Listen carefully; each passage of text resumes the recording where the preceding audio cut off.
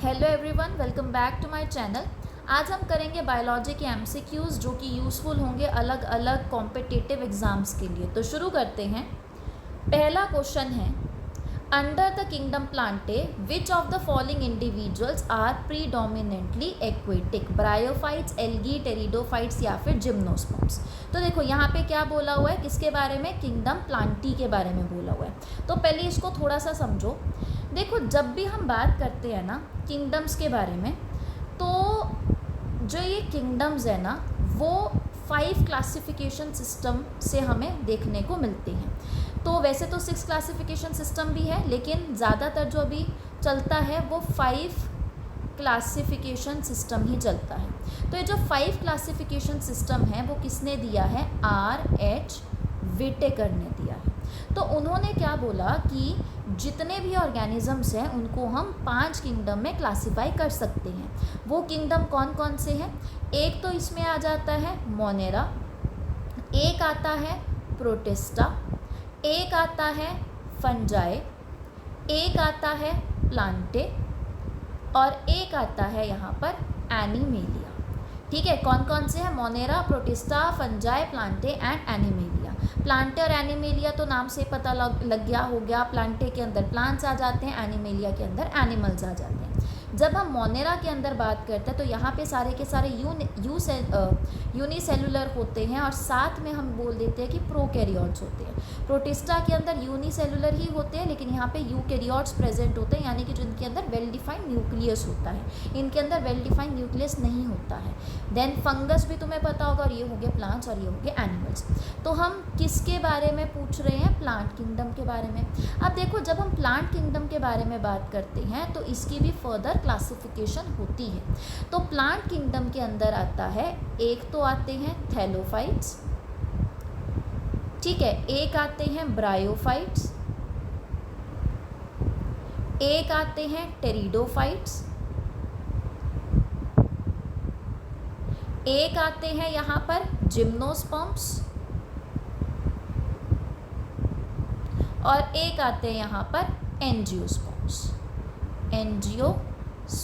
ठीक है, क्या क्या बोला हमने? देखो, thallophytes, bryophytes, pteridophyte, gymnosperms and angiosperms.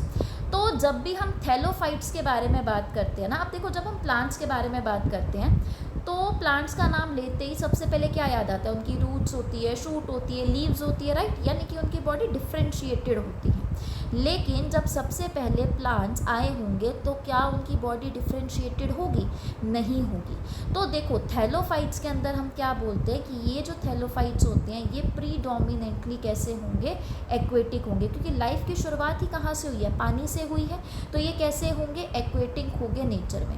इसके अंदर हम क्या बोलते हैं? इसके अंदर हम बोलते हैं कि ये जो प्लांट की बॉडी थी वो डिफ्रेंशिएटेड नहीं होती है रूट, शूट और लीव्स में। ठीक है, प्लांट की बॉडी रूट, शूट और लीव्स में डिफ्रेंशिएटेड नहीं होती। इनकी जो बॉडी होती है इसको हम क्या बोल देते हैं? थैलस बोल देते हैं, और इसी से इसका नाम क्या पड़ा? थैलोफाइट्स पड़ गया। जब हम ब्रायोफाइट्स की तरफ बढ़ते हैं, अब धीरे धीरे एवोल्यूशन के हिसाब से देख रहे हैं। ठीक है, थैलोफाइट्स एक्वेटिक थे, रूट, शूट, लीव्स नहीं थी इनके पास, इनकी बॉडी को थैलस बोला जाता था। ब्रायोफाइट्स जो होते हैं इनको हम बोल देते हैं amphibians of plant kingdom. Amphibians of plant kingdom क्यों बोल रहे हैं? क्योंकि ये थोड़ा पानी से बाहर आ गया, मतलब कि ये लैंड में सर्वाइव कर सकते हैं, लेकिन सेक्सुअल रिप्रोडक्शन के लिए इनको पानी की ज़रूरत पड़ती है। तो यानी कि ये डिपेंडेंट है पानी के ऊपर भी और लैंड के ऊपर भी रह सकते हैं। तो इसलिए हमने इनको क्या बोल दिया? एम्फीबियंस ऑफ प्लांट किंगडम बोल दिया। एम्फीबियंस याद है ना, जो पानी में भी रहते हैं, ठीक है, जो लैंड में भी रहते हैं उनको हम एम्फीबियंस बोल देते हैं। तो अब जैसे ही तुम थैलोफाइट्स से ब्रायोफाइट्स में जाओगे तो क्या देखने को मिलेगा कि इनकी जो बॉडी होती है वो रूट, शूट और लीव्स में डिफ्रेंशिएटेड हो जाती है। एक में नहीं थी, दूसरी में आ गई। जब तुम जाओगे टेरिडोफाइट्स में, यानी कि और एवोल्यूशन हो गई, तो रूट, शूट, लीव्स तो प्रेजेंट होगी। अब देखो एक और चीज़, ब्रायोफाइट्स के अंदर रूट, शूट और लीव्स तो आ गई, लेकिन इसके अंदर क्या नहीं प्रेजेंट था? इसके अंदर वेस्कुलर सिस्टम नहीं प्रेजेंट था।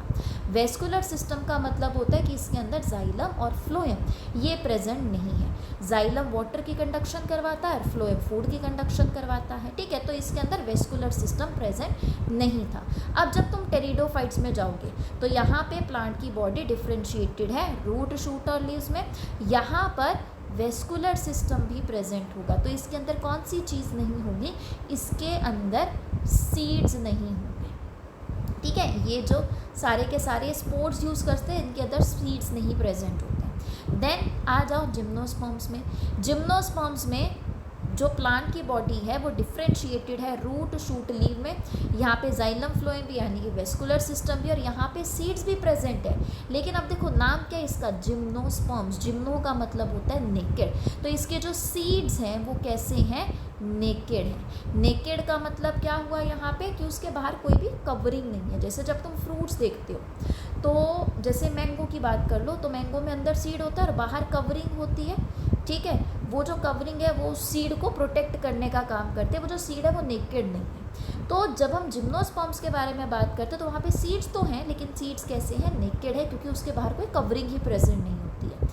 और जब हम एंजियोस्पर्म्स के बारे में बात करते हैं तो एंजियोस्पर्म्स को हम फ्लावरिंग प्लांट्स भी बोलते हैं। तो जितने भी फ्लावरिंग प्लांट्स हैं, जितने भी फ्रूटेटिंग बॉडीज़ हैं जिसमें फ्रूट्स लगते हैं, तो वो सब किसके अंदर आती हैं, एंजियोस्पर्म्स के अंदर। तो इसके अंदर जो प्लांट की बॉडी है वो डिफ्रेंशिएटेड है रूट, शूट और लीव्स में।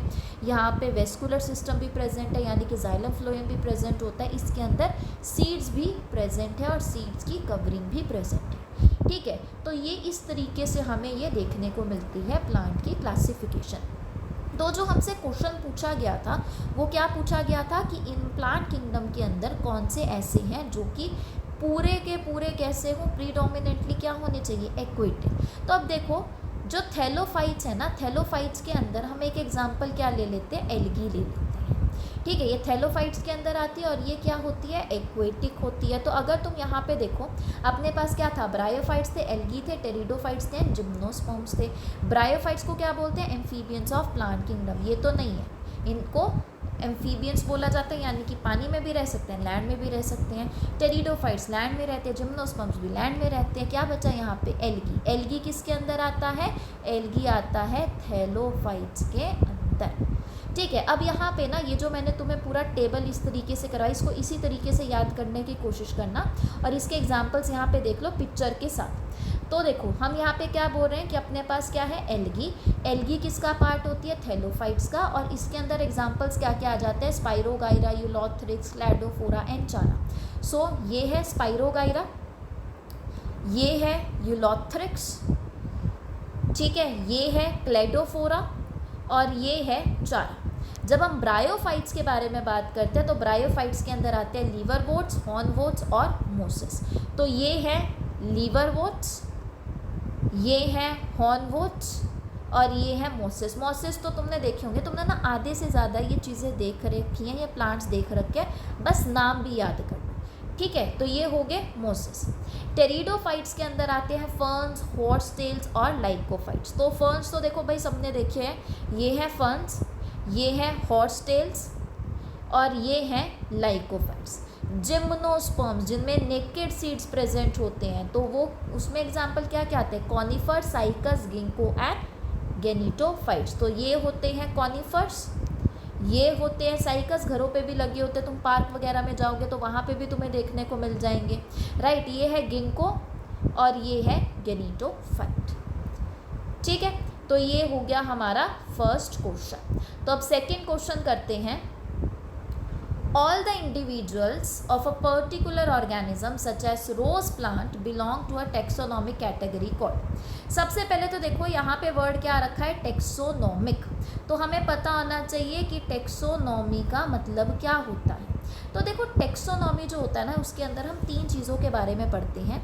एक हम यहाँ पे पढ़ते हैं आइडेंटिफिकेशन, एक हम यहाँ पे पढ़ते हैं नॉमेनक्लेचर और एक हम यहाँ पे पढ़ते हैं क्लासिफिकेशन। अब देखो जब भी हम किसी ऑर्गेनिज्म के बारे में बात करते हैं, एक ऑर्गेनिज्म तुमने नया डिस्कवर किया है, तो सबसे पहले तुम उसको आइडेंटिफाई करोगे, ठीक है, उसके कैरेक्टरिस्टिक्स देखोगे तो आइडेंटिफिकेशन करोगे, फिर उसके बाद उसको नाम दोगे यानी नामकरण करोगे तो उसको क्या बोलेंगे, नॉमेनक्लेचर, और फिर उसके बाद तुम उसकी क्लासिफिकेशन कर दोगे कि एनिमल है या ये प्लांट है या ये मोनेरा के अंदर जाएगा, कहाँ पे जाएगा, तो उसकी तुम क्लासिफिकेशन कर दोगे। तो जैसे जब हम रोज़ प्लांट के बारे में बात करते हैं तो बेसिकली रोज़ प्लांट जो होता है ना वो कौन से जीनस के अंदर आता है, रोज़ा जीनस के अंदर आता है। तो तुमने देखा होगा ये जो रोज़ होते हैं वो अलग अलग वैरायटीज़ के होते हैं, अलग अलग कलर के होते हैं, कुछ पिंक होते हैं, कुछ वाइट होते हैं, कुछ येलो होते हैं, राइट। तो देखो हम यहाँ पे क्या बोल रहे हैं कि जब हम रोज़ प्लांट के बारे में एक पर्टिकुलर ऑर्गेनिज्म के बारे में बात करते हैं तो वो किसके अंदर आएंगे, वो आएंगे जीनस के अंदर। जब हम टेक्सोनॉमिक कैटेगरीज के बारे में बात करते हैं ना तो देखो बच्चों 7 कैटेगरीज होती हैं। नीचे से शुरू कर रही हूँ, सबसे नीचे आती है स्पीशीज़, उसके ऊपर क्या आता है, जीनस। जैसे मान लो अगर हम अपने बारे में बात करें, हमारा साइंटिफिक नेम क्या है, होमो सेपियंस, तो होमो सेपियंस, सेपियंस क्या होगी, स्पीशीज़, जीनस क्या हो गया, होमो। एक और एग्जांपल देती हूँ, जैसे कि अपने पास है एक पैंथेरा लियो, ठीक है, और एक है पैंथेरा टिग्रिस। तो देखो ये जो पैंथेरा लियो है वो किसका साइंटिफिक नेम होता है, वो लायन का साइंटिफिक नेम होता है। जब हम पैंथेरा टिग्रिस के बारे में बात कर रहे हैं तो फिर वो टाइगर का होता है साइंटिफिक नेम। तो ये जो लियो और टिग्रिस है वो क्या डिनोट कर रहे हैं यहाँ पे, वो स्पीशीज़ डिनोट कर रहे हैं। पैंथेरा क्या डिनोट कर रहा है यहाँ पे, जीनस डिनोट कर रहा है। तो यहाँ पे सबसे पहले क्या आया, स्पीशीज़, फिर आया जीनस, जीनस के बाद आएगी यहाँ पे फैमिली, फैमिली में क्या होना चाहिए, ऑर्डर, ऑर्डर होगा फैमिली में तो क्लास होगी, और फिर उसके बाद आएगा फाइलम, डिवीज़न। फाइलम वर्ड हम यूज़ करते हैं एनिमल्स की क्लासिफिकेशन के लिए, डिवीज़न हम यूज़ करते हैं प्लांट्स की क्लासिफिकेशन के लिए। एंड देन सबसे टॉप पे क्या आ जाता है, किंगडम। ऊपर वाला जो क्वेश्चन किया था उसमें हमने 5 किंगडम देख ही लिए थे कौन कौन से होते हैं, दोबारा से रिवाइज करो, Monera, protista, fungi, Plantae and animalia. तो ये जो है रोज़ प्लांट वो किसको बिलोंग करते हैं, जीनस को बिलोंग करते हैं, यानी कि यहाँ पे आंसर क्या आएगा, बी ऑप्शन। तो देखो क्यों बोल रहे हैं हम, क्योंकि रोजेस की अलग अलग वेराइटीज़ होती है, अलग अलग कलर्स होते हैं, जैसे वाइट, येलो, पिंक, ठीक है, ये सारी चीज़ें। देन हमने क्या बोला, 7 मेजर टेक्सोनॉमिक कैटेगरीज कौन कौन सी होती है। अब ये देखो ये ऊपर से शुरू कर रहे हैं, नीचे से करते हैं, species, genus, family, order, class, phylum and सबसे टॉप पे क्या आता है, किंगडम आता है। तो जीनस क्या है, टेक्सोनॉमिक कैटेगरी है जिसमें हम किसके बारे में बात करते हैं, group of closely related species के बारे में। तो जब हम रोज़ प्लांट के बारे में बात करते हैं तो सारे के सारे जो इंडिविजुअल्स हैं वो किसको बिलोंग कर रहे हैं, वो बिलोंग करते हैं जीनस रोज़ा को। इसका मतलब जो अलग अलग टाइप्स के रोज़ होते हैं, चाहे हम रेड रोज़ के बारे में बात करें, वाइट रोज़ के बारे में बात करें, वो एक सेम जीनस रोज़ा को डिनोट कर रहे होंगे, ठीक है। तो इसलिए हमने इसका आंसर क्या बोला, बी, यानी कि जीनस। नेक्स्ट क्वेश्चन है, पर्ल्स आर हार्वेस्टेड फ्रॉम, जो मोती होते हैं, पर्ल्स होते हैं, उनको कहाँ से हार्वेस्ट किया जाता है, प्रॉन्स, पीला, टूना या ऑयस्टर्स। तो इनको हम कहाँ से हार्वेस्ट करते हैं, ऑयस्टर्स से हार्वेस्ट करते हैं। अब देखो इनकी शक्लें भी देख लो सारे, प्रॉन्स ये रहे, तुमने देखा होगा काफ़ी लोग इसको बाहर वाले देशों में खाते भी हैं। पीला शंख जो है, ठीक है, तो ये क्या है, पीला। नेक्स्ट उसके बाद ये है टूना, टूना मछली तुमने सुना होगा, ठीक है, तो यह टूना के यहाँ से वो निकलते हैं, मोती निकलते हैं, नहीं निकलते, ठीक है। और ये है ऑयस्टर्स, ऑयस्टर्स के अंदर से क्या निकलते हैं, मोती, यानी कि पर्ल्स। नेक्स्ट क्वेश्चन करते हैं, wings of birds and bats are considered analogous structure because they have. अब देखो यहाँ पे ना अपने पास क्या वर्ड आ रखा है, एनालॉगस स्ट्रक्चर। क्या किसके बारे में बात की हमने, विंग्स ऑफ बर्ड्स और विंग्स ऑफ बैट्स के बारे में। तो यहाँ पे हम क्या बोलेंगे कि इनका ओरिजिन डिफरेंट है लेकिन फंक्शन कॉमन है। अब देखो जब तुम बर्ड्स को सोचो, बर्ड्स के क्या प्रेजेंट होते हैं, विंग्स प्रेजेंट होते हैं, है ना। जब हम बैट्स के बारे में बात करते हैं तो बैट्स भी उड़ते हैं, है ना, इनके पास भी क्या प्रेजेंट होते हैं, विंग्स प्रेजेंट होते हैं। तो बेसिकली देखो हम क्या बोल रहे हैं कि इनका जो ओरिजिन है ना, इनकी अगर तुम विंग्स देखोगे, अगर तुम बर्ड्स के विंग्स देखो और तुम बैट के विंग्स देखो, तो दोनों के जो विंग्स है वो अलग अलग है। यानी कि अलग अलग क्यों है? क्योंकि इन दोनों का जो ओरिजिन है ना वो डिफरेंट ओरिजिन है, अलग अलग जगह से ओरिजिनेट हुए, लेकिन क्योंकि ये सेम हैबिटेट में रह रहे हैं, दोनों ही उड़ने का काम कर रहे हैं, तो इसकी वजह से इनमें कॉमन चीज़ आ गई है, विंग्स। तो यहाँ पे ओरिजिन तो डिफरेंट है, लेकिन जब हम इसके फंक्शन के बारे में बात करते हैं तो इसका फंक्शन क्या हो जाएगा? सेम हो जाएगा। तो एनालोगस स्ट्रक्चर, एनालोगस का क्या मतलब हुआ? डिफरेंट ओरिजिन, लेकिन क्योंकि एक ही हैबिटेट में रह रहे हैं इसलिए फंक्शन क्या हो गया? सेम हो गया। इसके साथ साथ कुछ हम यहाँ पे बात करें, दो तरीके के स्ट्रक्चर्स होते हैं। देखो, एक तो हमने एनालोगस स्ट्रक्चर तो पढ़ लिया और एक होते हैं होमोलोगस स्ट्रक्चर्स। अब होमो वर्ड का मतलब क्या होता है? सेम। तो बेसिकली बिल्कुल एनालोगस स्ट्रक्चर का ना ऑपोजिट हो जाएगा। तो इसमें हम क्या बोल रहे थे? ओरिजिन डिफरेंट है लेकिन फंक्शन क्या है? सेम। होमोलोगस स्ट्रक्चर के अंदर हम बोलते हैं कि ओरिजिन क्या हो जाएगा?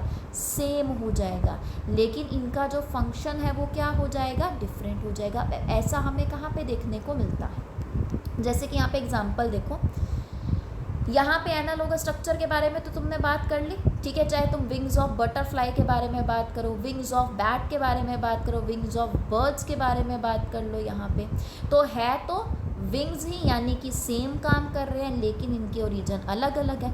वहीं पे अगर तुम, जैसे अगर हम बात करें इसके बारे में, विंग्स के बारे में बात कर लो, ठीक है, हमारे फोर लिम्स के बारे में बात कर लो, तो उसमें हमें क्या देखने को मिलता है कि यहाँ पे ओरिजिन तो सेम है, लेकिन यहाँ पे क्योंकि ये अलग अलग हैबिटेट में रह रहे हैं, तो जिसकी वजह से इनका फंक्शन क्या हो जाएगा?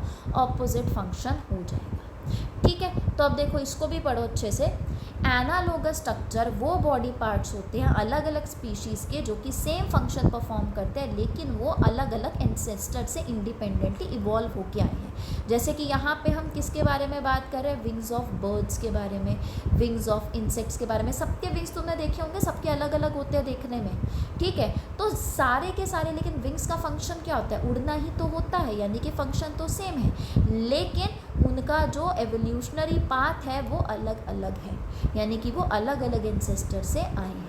होमोलोगस स्ट्रक्चर वहीं पे अगर तुम देखोगे तो उनका ओरिजिन सेम होता है, लेकिन फंक्शन क्या होगा? डिफरेंट। जैसे मैन के 4 लिम्स, ये है 4 लिम्स, ठीक है। वेल, यहाँ पे वाई लिखा हो, यहाँ पे वेल कर लेना। तो वेल का जो आगे वाला 4 लिम्ब वाला पार्ट होता है, अब वो तो कहाँ पे रहती है? पानी में रहती है, तो स्ट्रक्चर बिल्कुल डिफरेंट है, लेकिन वहाँ पे जो हम एंसेस्टर्स के बारे में बात करते हैं वो सेम होते हैं। बैट और चीता के भी जो 4 लिम्स होते हैं वो स्ट्रक्चर वाइज, मतलब अगर हम वैसे देखें फंक्शन वाइज, तो वो क्या होंगे? अलग होंगे, लेकिन वो सेम ही एंसेस्टर्स को बिलोंग करते हैं, ठीक है। तो आई होप ये एनालोगस और ये होमोलोगस स्ट्रक्चर तुम लोगों को समझ में आ गया होगा। नेक्स्ट क्वेश्चन करते हैं। Apart from hyper acid secretion, peptic ulcers are also developed due to bacterial infection, the causative agent is. अब देखो, पेप्टिक यानी कि पेट में जो अल्सर हो जाते हैं, एक तो उसका कारण होता है कि ज़्यादा एसिड सिक्रीट हो गया, हाइपर यानी कि ज़्यादा, तो ज़्यादा एसिड के सिक्रीशन से पेट में क्या हो जाएंगे? अल्सर्स हो जाएंगे। लेकिन कभी कभी ये जो पेप्टिक अल्सर्स होते हैं वो बैक्टीरिया के इन्फेक्शन की वजह से भी हो सकते हैं। तो ये जो कौन सा ऐसा बैक्टीरिया है जो कि पेप्टिक अल्सर कॉज करता है, तो वो याद रखना, हेलिकोबैक्टर पाइरोली, ठीक है। कौन सा बैक्टीरिया पेप्टिक अल्सर कॉज करेगा पेट में? हेलिकोबैक्टर पाइरोली करेगा। तो ये जो हेलिकोबैक्टर पाइरोली है वो हमारे स्टमक के लाइनिंग को इन्फेक्ट कर देता है और इसी की वजह से पेप्टिक अल्सर्स हो जाते हैं, ठीक है। तो ये बस ये डिस्क्रिप्शन के लिए फ़ोटो, ठीक है, बस ये नाम याद रखना, हेलिकोबैक्टर पाइरोली। नेक्स्ट क्वेश्चन करते हैं। Which one among the following statements about phloem is correct. अब देखो, दो चीज़ें होती हैं, एक तो जाइलम और एक फ्लोएम। ये दोनों के दोनों हमें कहाँ पे सुनने को मिलते हैं? प्लांट्स के अंदर सुनने को मिलते हैं। तो अगर मैं थोड़ी सी तुम्हें क्लासिफिकेशन दिखाऊं, तो जो हमारे प्लांट्स होते हैं ना, उसके अंदर हम बोलते हैं दो तरीके के, उसको मतलब क्लासीफाई कर सकते हैं उनके सेल्स को। एक तो होते हैं मेरिस्टेमेटिक सेल्स और एक होते हैं परमानेंट सेल्स। मेरिस्टेमेटिक सेल्स वो होते हैं जिनके पास एबिलिटी होती है डिवाइड करने की। तुम जैसे अगर किसी टहनी को तोड़ दोगे, कुछ टाइम के बाद आओगे तो वो दोबारा से ग्रो कर जाती है, क्यों? क्योंकि उनके पास एबिलिटी है डिवाइड करने की। तो ऐसे जो सेल्स होते हैं, ऐसे जो टिश्यूज़ होते हैं प्लांट्स के अंदर, उनको हम बोलते हैं मेरिस्टेमेटिक टिश्यूज़। परमानेंट टिश्यू जो कि एबिलिटी खो चुके हैं, जैसे कि अगर मैं बात करूँ एक लीफ की, उस लीफ को बीच से काट दो, क्या ये दोबारा से ग्रो कर जाएगी? यहाँ से नहीं करेगी। क्यों? क्योंकि अपनी एबिलिटी खो चुकी है, परमानेंट टिश्यू बन चुकी है। अब हम मेरिस्टेमेटिक के बारे में उतना नहीं पढ़ेंगे, परमानेंट के बारे में देखो। परमानेंट भी होते हैं दो तरीके के, एक तो होते हैं सिंपल परमानेंट टिश्यू और एक होते हैं कॉम्प्लेक्स परमानेंट टिश्यू। सिंपल के अंदर पैरेन्काइमा, कोलेन्काइमा, स्क्लेरेन्काइमा ये टिश्यूज़ आ जाते हैं। कॉम्प्लेक्स के अंदर हम बोलते हैं कि ये अलग अलग, कॉम्प्लेक्स वर्ड क्यों आया? क्योंकि ये जो होते हैं ना, वो अलग अलग टाइप के सेल से मिलके बने हुए होते हैं। तो कॉम्प्लेक्स के अंदर आता है जाइलम और एक आता है फ्लोएम। ठीक है, तो देखो फ्लोएम, फ से फ्लोएम, फ से क्या हो गया? फूड। तो ये फ्लोएम क्या करेगा? फूड की ट्रांसपोर्टेशन करेगा और जाइलम क्या करेगा? पानी की ट्रांसपोर्टेशन करेगा। अब तुमसे पूछा है कि इन स्टेटमेंट में से फ्लोएम के बारे में कौन सी चीज़ करेक्ट है। तो पहला है कि phloem transport water and minerals, तो ये तो गलत स्टेटमेंट हो गई। पानी और मिनरल्स को तो ट्रांसपोर्ट करने वाला कौन होता है? जाइलम होता है। ठीक है, नेक्स्ट देखो फ्लोएम ट्रांसपोर्ट फोटोसिंथेटिक प्रोडक्ट, ये ठीक है। अब खाना है, खाना कैसे बनता है? फोटोसिंथेसिस से तो बनता है। फोटोसिंथेसिस का प्रोडक्ट क्या है? खाना, राइट। तो ये खाने को, फूड को ट्रांसपोर्ट करने वाला कौन होता है? फ्लोएम होता है। तो फ्लोएम ट्रांसपोर्ट फोटोसिंथेटिक प्रोडक्ट, यानी कि ये स्टेटमेंट करेक्ट स्टेटमेंट है। बाकी स्टेटमेंट भी देख लो। Phloem is a simple tissue. Phloem क्या सिंपल टिश्यू के अंदर आता है? नहीं। फ्लोएम के अंदर बहुत सारे सेल्स होते हैं, तो वो सिंपल टिश्यू के अंदर नहीं आता है, वो कॉम्प्लेक्स टिश्यू के अंदर आता है, यानी कि ये स्टेटमेंट भी गलत स्टेटमेंट है। नेक्स्ट है phloem give support to the plant. तो देखो कुछ एक्सटेंट तक हाँ दे सकती है, लेकिन मेन जो हम बात करते हैं ना सपोर्ट देने वाला काम, वो स्क्लेरेन्काइमा दे रही होती है, वो कोलेन्काइमा दे रही होती है। ठीक है, फ्लोएम जो है वो मेन उसका पर्पस सपोर्ट प्रोवाइड करना नहीं होता, उसका मेन पर्पस होता है खाने को ट्रांसपोर्ट करना। तो यहाँ पे हमारा जो आंसर आएगा वो आएगा B option. Next question, mature sclerenchyma cells have. अब देखो ये वो दोबारा वही चीज़ आ गई। अपने पास हमने क्या बोला? प्लांट्स। प्लांट्स के अंदर हम जब देखते हैं टिश्यूज़ को, तो दो तरीके के टिश्यूज़ होते हैं, एक है मेरिस्टेमेटिक टिश्यू और एक होते हैं परमानेंट टिश्यू। मेरिस्टेमेटिक टिश्यू जिनके पास एबिलिटी होती है डिवाइड करने की, परमानेंट टिश्यू जो कि ये अपनी एबिलिटी खो चुके हैं। अब ये जो हमारे परमानेंट टिश्यू होते हैं वो भी डिवाइडेड होते हैं दो के अंदर। एक तो होते हैं सिंपल परमानेंट टिश्यू और एक होते हैं complex permanent tissue. Simple permanent tissue यानी कि जो एक टाइप के सेल से मिलके बने हुए हैं, क्योंकि टिश्यू क्या है? ग्रुप ऑफ सेल्स, और वो सेल्स अगर सारे के सारे सेम है तो वो सिंपल टिश्यू के अंदर आ जाएंगे।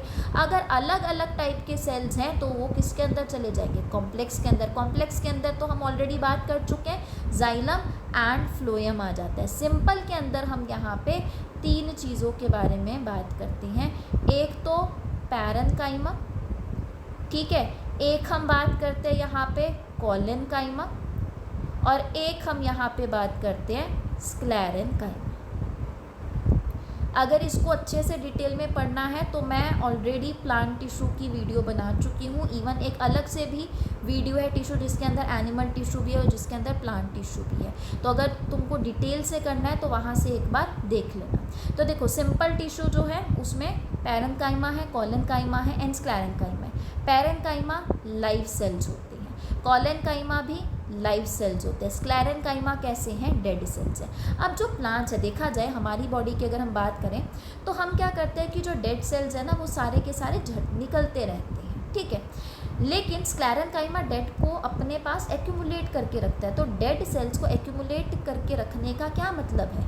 उसका एक ही मतलब है कि वो उसको क्या प्रोवाइड करे? प्रोटेक्शन प्रोवाइड करे, रिजिडनेस प्रोवाइड करे, ठीक है। तो स्क्लेरेन्काइमा कैसे होते हैं? डेड, और ये प्रोटेक्टिव नेचर के होते हैं, प्रोटेक्ट करते हैं बेसिकली, ठीक है। तो देखो अब यहाँ पे ध्यान दो, cellulose wall and are living, living नहीं होते, तो लिविंग वाले तो सारे ऑप्शन पहले कट कर दो। अब देखो डेड तो होते हैं, लेकिन वॉल कैसी होती है, रबराइज्ड वॉल। अगर बिल्कुल रबर की तरह होती तो वो तो आसानी से क्या हो जाएगी, टूट जाएगी एक तरीके से, है ना। क्या रबर प्रोटेक्ट करके रखता है, नहीं। लिग्निफाइड वॉल, लिग्निफाइड, लिग्निन जो होता है ना वो प्रेजेंट होता है इसके अंदर, जिसकी वजह से इनको स्ट्रेंथ मिलती है। तो ये जो मैच्योर स्क्लेरेंकाइमा है उनकी लिग्निफाइड वॉल होती है, और वो कैसे होते हैं, डेड होते हैं। नेक्स्ट क्वेश्चन है, in human beings the chromosomes that determine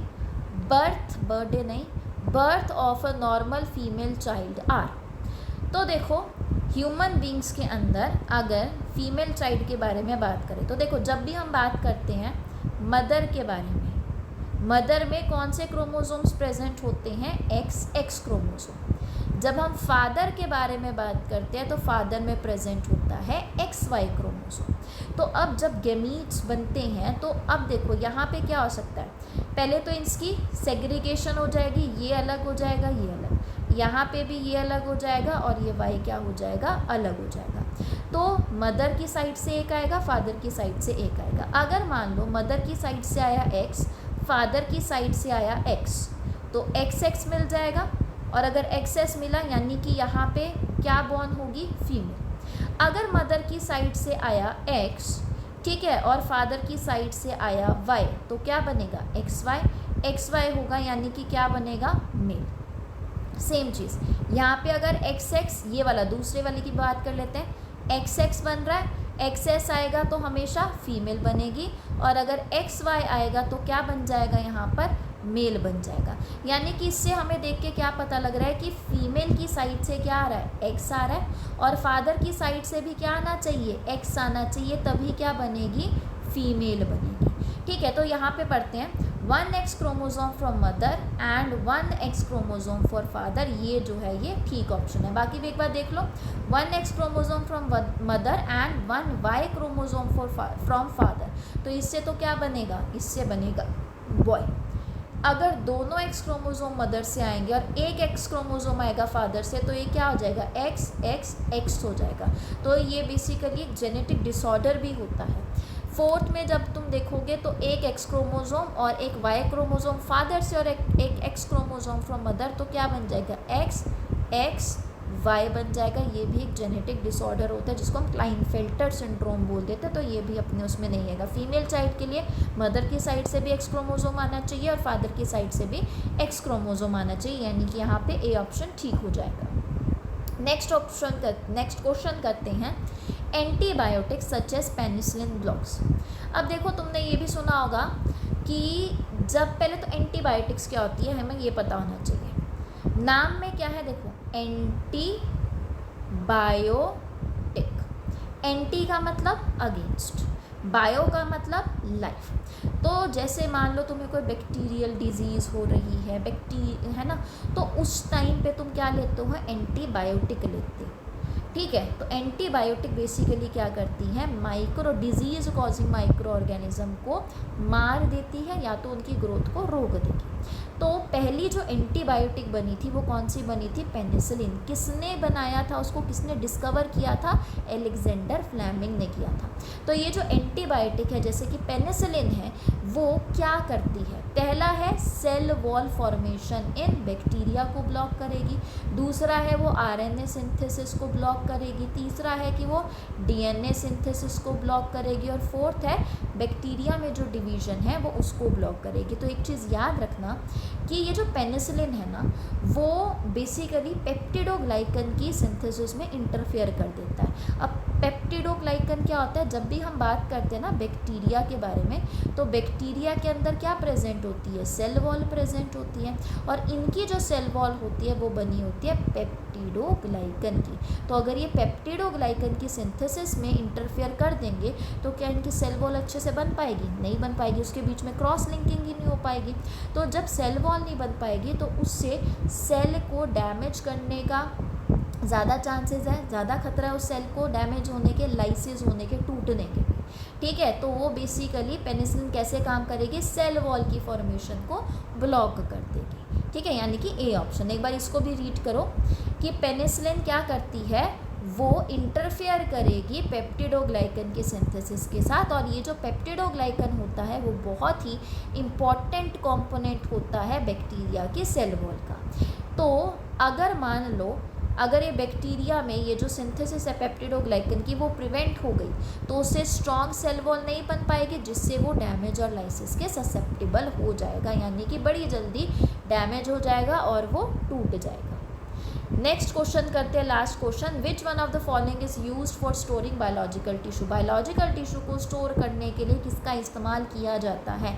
तो भाई liquid nitrogen, liquid helium, liquid argon या फिर लिक्विड ब्रोमीन। तो किसका इस्तेमाल किया जाता है? लिक्विड नाइट्रोजन का इस्तेमाल किया जाता है, क्योंकि ये जो लिक्विड नाइट्रोजन होता है ना, इसको हम बहुत ही ज़्यादा कम टेम्परेचर पे, टेम्परेचर भी बताती हूँ -196 डिग्री सेल्सियस हम इन पे ये जो बायोलॉजिकल टिश्यूज़ है उसको रखते हैं। अब क्योंकि बहुत कम टेम्परेचर है, राइट, तो वो क्या करते हैं कि जो सेल्स की वायबिलिटी है या टिश्यूज़ जो है उसको काफ़ी लंबे समय तक प्रिजर्व करके रख सकते हैं। तो यहाँ पे आंसर क्या आया? Liquid nitrogen. तो देखो लिक्विड नाइट्रोजन को हम कॉमनली यूज करते हैं बायोलॉजिकल टिश्यूज़ को स्टोर करने के लिए, क्योंकि तब हम इनको स्टोर करके रख सकते हैं बहुत कम टेम्परेचर पे। कितना टेम्परेचर? -196 डिग्री सेल्सियस, जिससे कि सेलुलर प्रोसेस क्या हो जाएंगे? स्लो डाउन हो जाएंगे, उनकी वायबिलिटी प्रिजर्व हो जाएगी for a longer period of time. ठीक है, तो आई होप कि आपको ये सारे के सारे क्वेश्चन समझ में आए होंगे। अगर कोई भी डाउट है तो आप कमेंट सेक्शन में लिख सकते हैं। Thank you so much, bye bye.